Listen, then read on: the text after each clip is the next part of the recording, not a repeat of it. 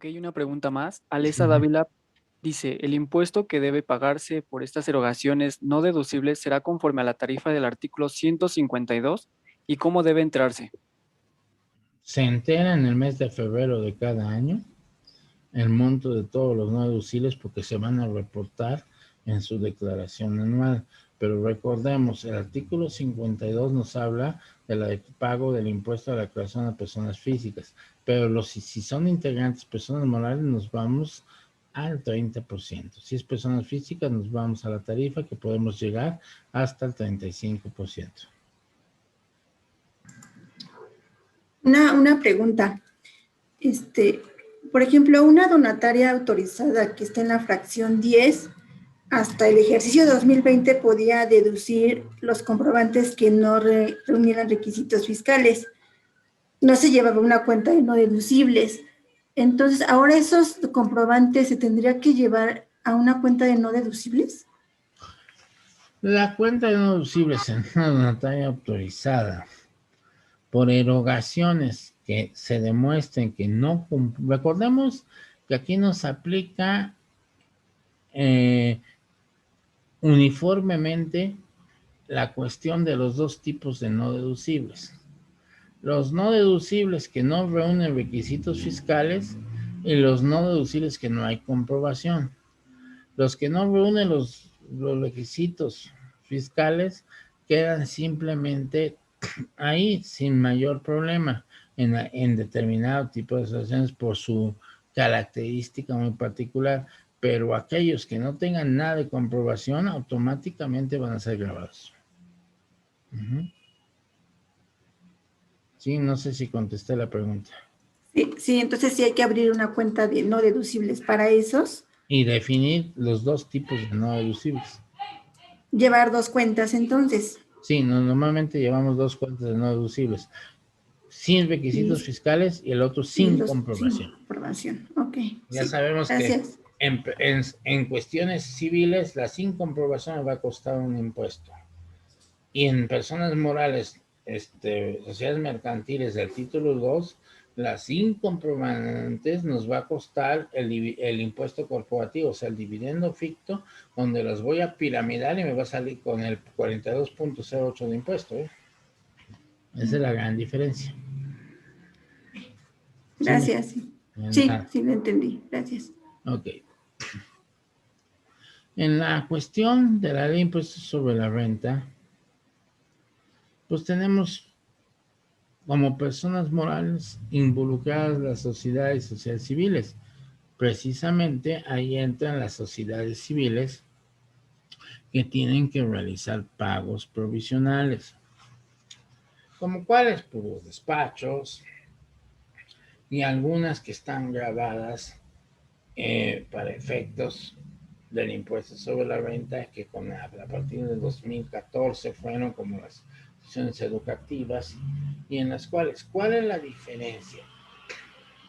Ahí les va un tic. En una sociedad civil, técnicamente la declaración anual debe de ir sin pago. No es una ley, no es una regla, ni quiere decir que esté mal hecho si hay pago.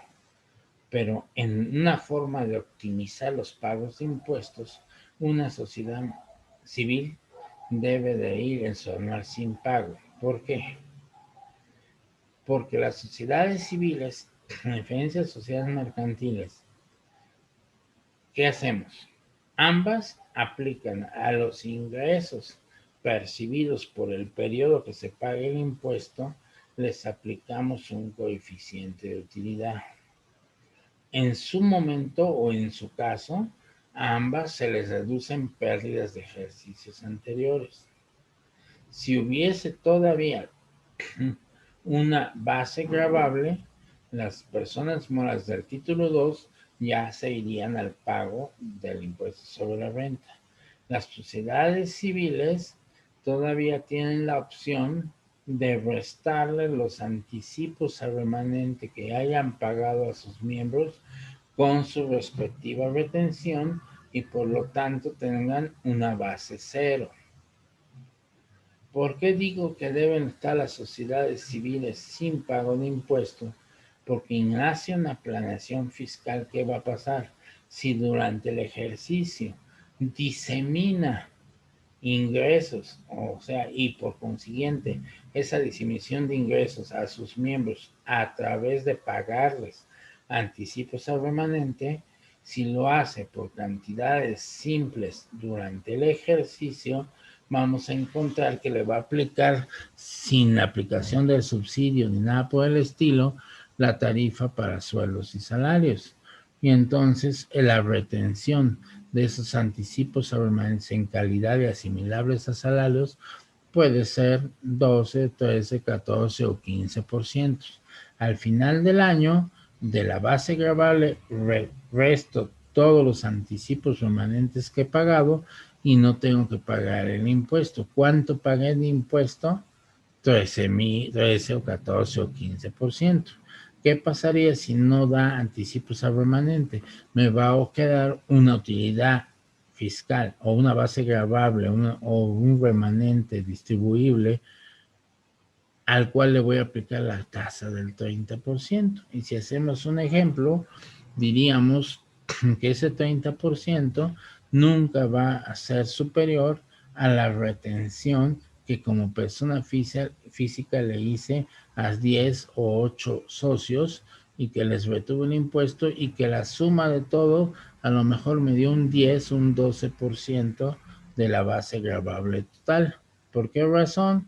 Porque recordemos que la tarifa para personas físicas es una tarifa piramidal progresiva. En la medida en que tengas menos ingreso, te pagas menos impuesto. Una persona moral, no importa el ingreso, siempre le vas a aplicar el 30%. Entonces, si yo reparto en 50 personas un anticipo remanente, a lo mejor de 10,000 pesos, pues voy a tener un ICR de menos de 300 pesos, que no va a representar ni el 5%.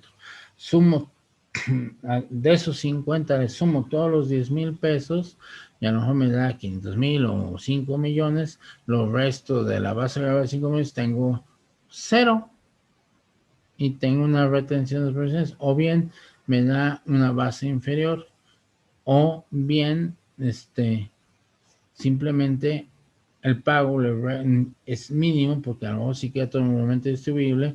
A lo mejor tenía 10 millones de remanente distribuible, pero en el camino del ejercicio lo planeé por adelantado y saqué 8 millones en base a anticipos al remanente. Entonces, sobre 2 millones de base gravable de la sociedad civil, voy a pagar el 30%, 600,000. Si hubiera dejado los 10 millones, me hubiera tocado pagar 3 millones. Entonces pagué 600,000. Por la suma de las retenciones que hice de persona física, a lo mejor fueron 200,000. Entonces pagué un total de 800,000 pesos. En relación de los 3 millones, pues prácticamente me ahorré 2,200,000. No sé si se me perdieron ahí o lo vuelvo a explicar un poco más lento. ¿Algún comentario? ¿Sí quedó captada la idea? Doctor, Bien. aquí precisamente las sociedades civiles, por ejemplo, los despachos, están ya en el título de personas morales del título 3. Ajá. Entonces, nuestro cálculo va a ser igual que una persona moral. Sí. Con actividad empresarial, el cálculo es igual. Ajá.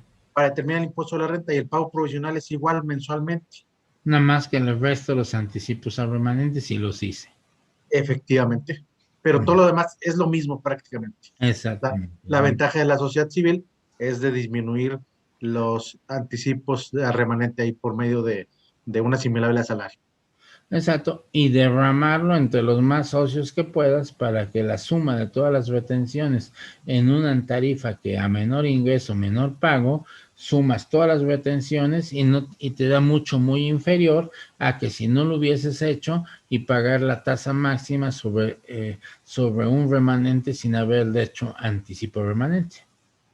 Hay un ahorro descomunal.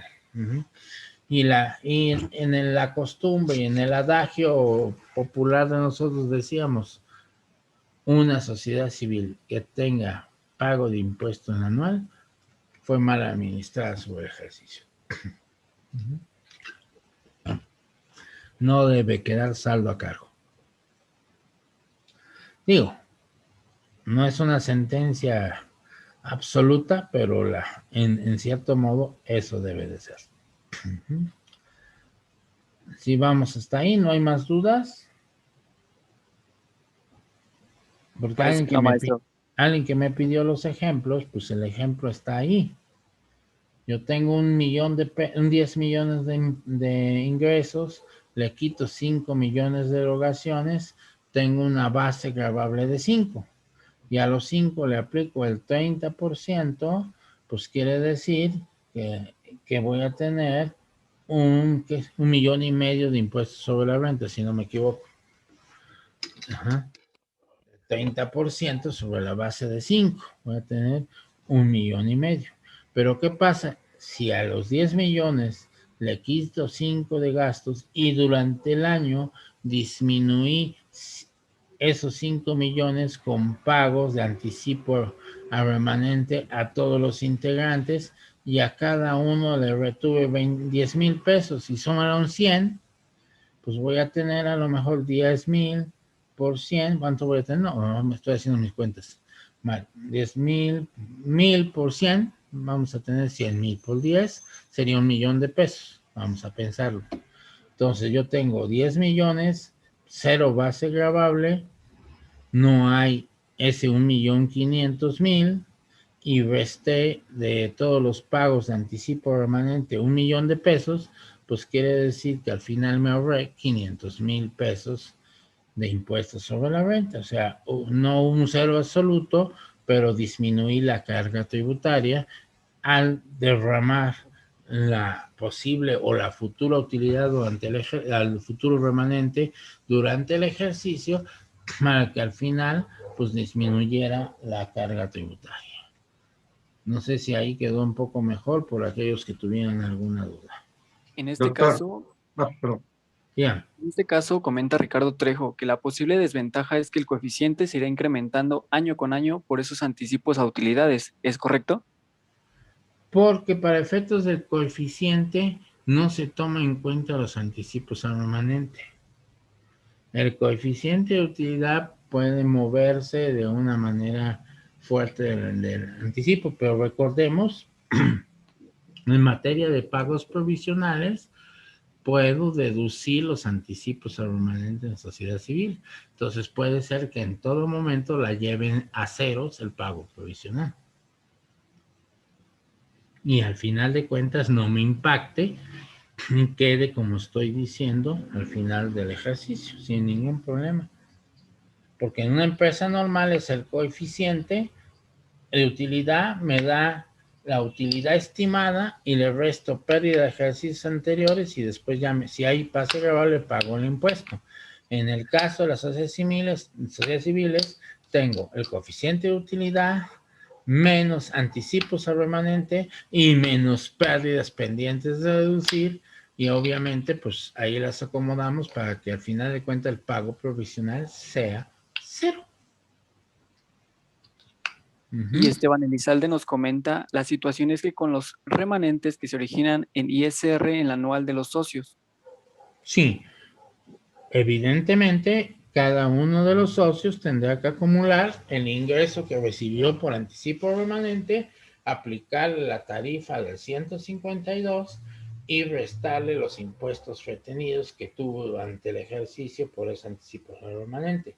Si nada más tuvo ese tipo de ingresos, lo más seguro es que salga a tablas. O si tuvo además deducciones adicionales de los honorarios médicos, dentales, funerales y todos los que me permite desde el 150, 151, 152 y todo lo demás de la declaración anual, pues a lo mejor hasta tengo saldo a favor.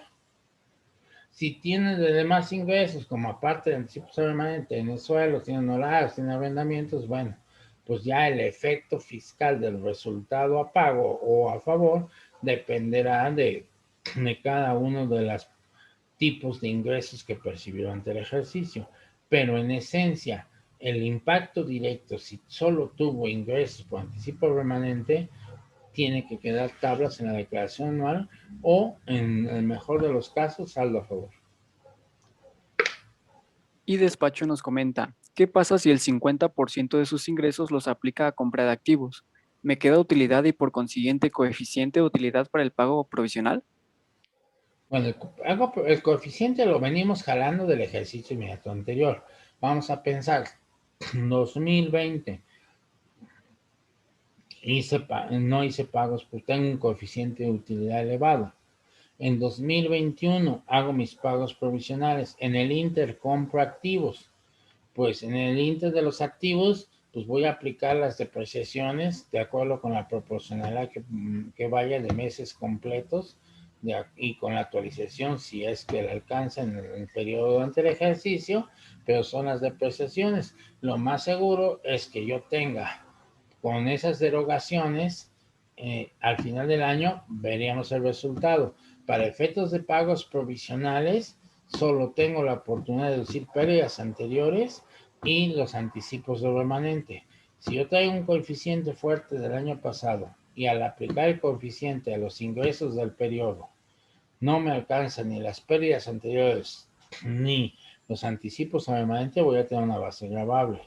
Ahora bien, compré activos, me quedé sin liquidez, compré muchos activos, pues ya veremos el efecto en el anual de 2021, si después de los anticipos a remanente, después de las depreciaciones de los activos, voy a tener una base del 30%. Y vuelvo a decir, lo tienes que precalcular para analizar el beneficio de la depreciación en el cálculo anual, el beneficio de la deducción de los anticipos a remanentes, para ver si vas a tener una base gravable. Y tú ya sabrás en un momento dado, y eso lo tienes que hacer, vamos a decir, una recomendación. Yo acostumbro a hacerlo en septiembre para estar viendo más o menos cómo me va a pintar el final del ejercicio. Estoy viendo que necesito más anticipos al remanente, empiezo a hacer los cálculos, cuánto me impactan. Hay veces que me ha tocado la sorpresa que al hacer el cálculo me sale el 30% o 32% por persona física por la cuantía, pues mejor ya no hago nada, mejor me espero a la utilidad del año y me aplica nada más el 30%. ¿Solo por qué? Porque tuve unos ingresos fuertes en el último trimestre del año que ya no tengo a quién repartir el anticipo remanente, y entonces sí voy a tener una utilidad de base gravable en el anual, un remanente distribuible que va a tener, que por mucho que le reste lo que di de anticipos y pérdidas, voy a tener una base gravable. Pero ya lo vas previniendo para disminuir lo más posible. El objetivo final no quiere decir que no pagaste impuestos, quiero decir que el anual salga cero, pero lo pagaste en menor proporción del 30% a raíz de los anticipos al remanente. Pero si en un momento, como puede pasar en muchos casos, que en el diciembre ya tengas todo planeado y te den $1,000,000 de ingresos, pues evidentemente ya no vas a tener tiempo de hacer alguna pagos de anticipos, aunque los hagas ya no vas a poder alcanzar. Es que lo voy a repartir todo en anticipo ahorita para no tener declaración cero. Y haz tu cálculo, porque a lo mejor al repartirlo a las personas físicas les cae el 35%, sale peor. Entonces mejor ya no hago nada y me espero al anual y pago el 30% y ya veremos qué hacemos. Entonces aquí la moraleja es que en la sociedad civil, a diferencia de una sociedad mercantil, tenemos dos deducciones sobre la base gravable del ejercicio: las pérdidas y los anticipos al remanente. Y la estrategia es irlos midiendo durante el ejercicio para que no te impacte un 30%, sino que la suma del ISR pagado al año pues fuera una cantidad menor. A lo mejor algunas que yo manejo en el final del año terminan pagando entre el 13 al 18%. Y si ya le platicas al cliente que tuviste un ahorro del 12%, pues si no te aplaude, bueno, pues por lo menos te dice algo hiciste, ¿no? Porque ya sabemos que los clientes no son tan bien agradecidos. Ellos quieren el cero absoluto. Entonces nos enfrentamos a eso. Pero bueno, nosotros ya hicimos lo que humanamente, nadie está obligado a lo imposible. No vamos a caer en cuestiones ilegales, porque entonces ya no estamos hablando ni de planeación ni estrategia, ya estamos hablando de tranza. Y eso pues no lo estudiamos. Eso ya cada quien se avienta al albur que quiera cuando ya tenga la necesidad de hacerlo. Pero aquí lo que trato de transmitirles son en un principio el procedimiento y en su momento dado las estrategias, que como quien digo, quien la captó cuando hablé ahorita de los sindicatos. Cuando hablo cursos de planeación y de estrategias con el único afán, pues en un sentido estricto, los hemos hecho en las pláticas presenciales. Pero ¿cuál es el objetivo? El objetivo no es pegarle a la autoridad. El objetivo no nada más es no pago de impuestos. El objetivo de una correcta planeación fiscal es la optimización de la carga tributaria con 3 objetivos. No afecte su liquidez, pueda permanecer en el mercado y en tercer lugar, de alguna otra manera, pueda reinvertir esos recursos financieros para hacer en periodos posteriores más productivo. Esa es una verdadera finalidad de la planeación financiera.